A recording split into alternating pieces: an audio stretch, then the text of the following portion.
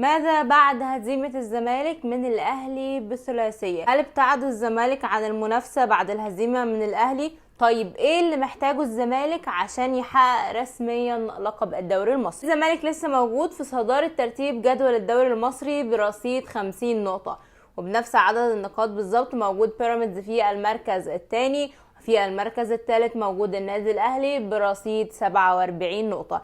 ده الترتيب عشان المنافسة تشتعل بشكل كبير جدا بين الثلاثي. يعني بيراميدز موجود في الصورة بنسبة كبيرة جدا وممكن يقدر ان هو يحقق لقب الدوري، ولكن مش معنى كده ان الزمالك ابتعد. الزمالك موجود في الصدارة بنفس عدد نقاط بيراميدز، ولكن الافضلية للزمالك بسبب المواجهات المباشرة. طيب لو الزمالك عاوز يحقق لقب الدوري مفيش غير سيناريو واحد بس ما يقبلش الاسم على اتنين بدون اي دخول في حسابات معقدة، وهو ان الزمالك يحقق الفوز في الماتشين الجايين، ماتش سموحة وماتش سيراميكا كليوباترا.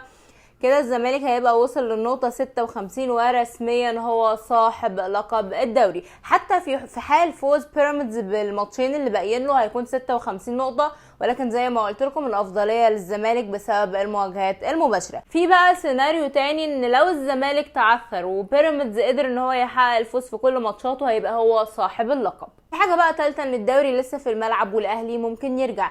لو الزمالك تعثر في الماتشين، بيراميدز تعثر في الماتشين، فرصة الاهلي ان هو يحقق اللقب ودي بعيدة شوية. خلينا في السيناريو الاقرب ان المنافسة بين بيراميدز وبين الزمالك على لقب الدوري، الاتنين متساويين في عدد النقاط.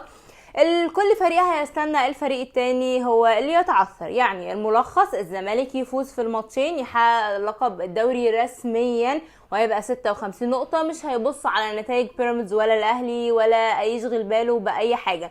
السيناريو الثاني ان الزمالك يتعثر في اي مباراة، بيراميدز هو صاحب اللقب في حال فوزه في باقي الماتشات. الاهلي بعيد شوية عن المنافسة عن اللقب ولكن عاوز يكون في المركز الثاني عشان يلعب دوري ابطال افريقيا. استناكم تقولولي شايفين مين هيكون بطل الدوري الموسم ده.